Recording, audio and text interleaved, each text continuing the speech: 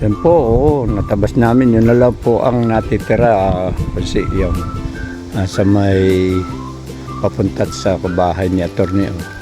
Tanaw na yung bahay ni Atty. Yun na lang po.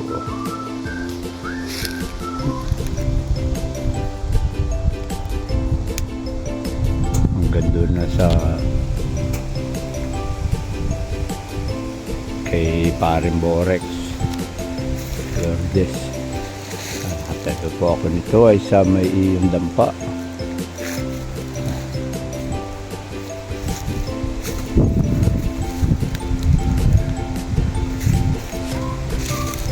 Hanggang doon na po sa dulo. Sa may sagingan Kuya Manig. Nasa dampa na ako. Naglalakad.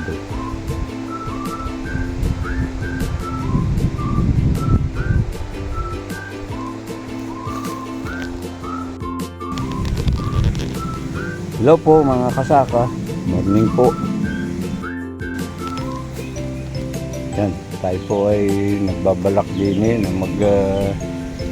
kalabasahan. Pagpapayag si Konsi. At ito po yung aking kakalabasahin itong aming tinabas.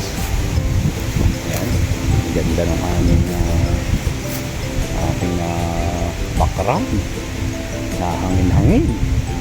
Ganda yan ang ating sikat ng araw.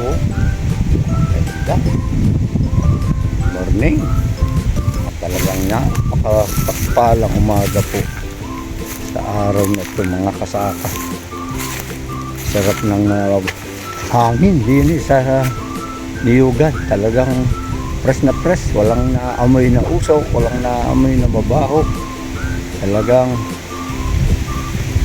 nahangin-hangin pa. Hindi po ba ninyo? Lakas po talagang yan kasaka. Kahit yan laging araw-ari ganari ay ayos.